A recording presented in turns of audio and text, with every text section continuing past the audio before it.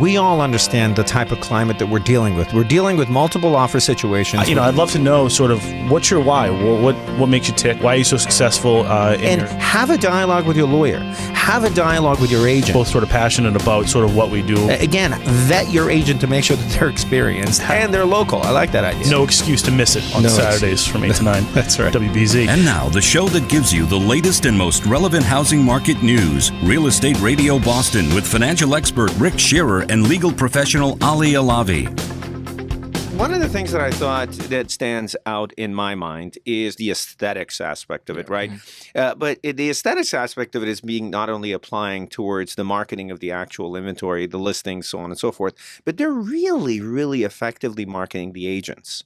Oh, that's absolutely. what I've noticed. Yes. I mean, the quality of the cinematography, if you will, or the photography, if you will, that's being applied, featuring you two and other agents, is head and shoulders above anyone else I've seen. Well, we appreciate that. And I think that Compass has a very, very high brand standard. I think the fact that they even have a brand standard at all should be interesting to any agent or seller or buyer even. Absolutely. And they want to maintain that brand standard as much as possible. And we vet photographers, videographers, everything through a number of people that by the time that we hire the right person, it is absolutely the right person. Yeah, that's I think, awesome. We can go ahead. No, it seems like you guys are in a phenomenal place. I want to spend a couple of minutes let's talk about the market. Well, before we do, I'm sorry, Rick. I don't mean to interrupt you, but Yes, I want to you do. make this a little bit more personal, right? So to give the listeners a little bit of an appreciation of who we're talking about, you guys are not only partners in business, but you're also partners in life. Is that not correct? The secret is out. Look at you. How does that impact the everyday interplay? I mean, I know my wife and I, Gina and I, are married, both in business as well as in life, and that's been an absolute wonderful, wonderful recipe for us. How about you guys? Yeah, it's worked out pretty well so far for the past 2 years. When I joined Nick in real estate, we're two of the same person. We could handle and take care of any client or any situation, and trust that the next person will be able to handle it and take care of our clients in the same way. So I think there's a level of trust between both of us, and then there's a certain point in the night that we always know when to turn it off. Yeah, I think that's the hardest part, is realizing when you have to turn business off and actually remember that there's a life outside of it as well. Do you actually turn it off? No. Staging. I mean, we'll get into how you stage and why you stage and what it costs to stage, so on and so forth. But staging is it's not just furniture. I mean, staging is so many different things. We're talking about sight, smell, the texture of things as they appear. You're really enticing all of the consumer's senses when they walk into a particular product, a particular home. Right. Absolutely. You just don't want to have the property look good. It has to feel good for that person. As a matter of fact, our primitive brains are still at work. Sure. And so they really need our primitive brain, caveman within ourselves, Right. needs all the natural light. It needs a connection with nature, and it needs easy access to an escape route. This goes back, of course, again to our caveman selves. Right. So when I'm working with a property, I have to keep that in mind. So I bring in as much natural light as possible. My spatial design, is that so there's an easy sight line to the outside, or from one room to going to the other. So, there has to be a nice flow. There has to be a nice temperature. There has to be, of course, nice smells.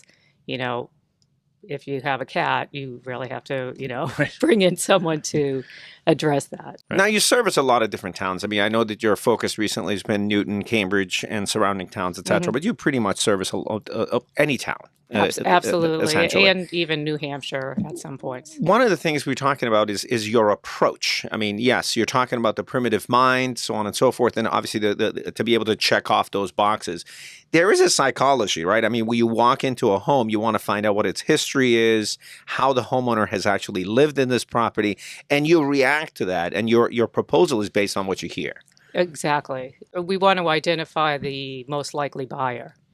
and we want to know why the previous buyer bought that house. So, and we want to mesh all of that information so we get a clear and concise idea of who our buyer is and what's going to appeal to them. All right, let's talk about this though. I mean, the sticker shock aspect of it on the part of a particular seller, or this the X factor in terms of the number of investment, the return on investment that you get. How much are we talking about on average? Staging costs how much?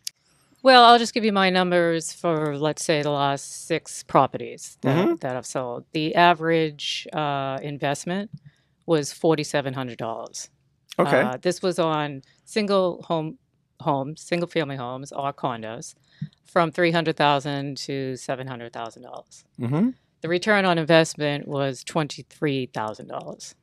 So of the $4,800 that they spent, or $4,700 that they spent, they actually capitalized on $20,000 worth of gain. Almost 500%. How do you return. calculate that?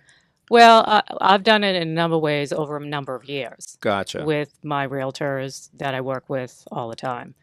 They've been watching, properties in the area of the same value, same size, same state of,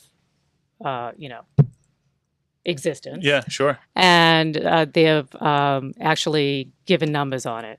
I also have some realtors that will come in before I stage, and I will have them set a number and price to it.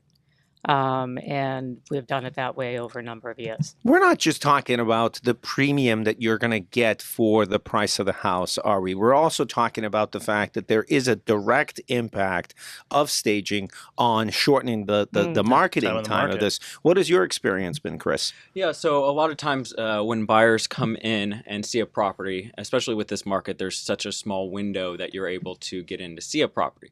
I think we could all agree that many people don't have an imagination for a space, especially for seeing it for the first time. So having a quality stager come through and lay out a space, a buyer is able to get in and really see what the potential of the property is. And then this benefits the sellers in getting a better price, and just it helps the buyers realize the true potential of a property. See, that's such an interesting point, because I think a lot of first-time home buyers, in fact, home buyers in general, have a really, really a poor ability to be able to visualize what the space is going to be like.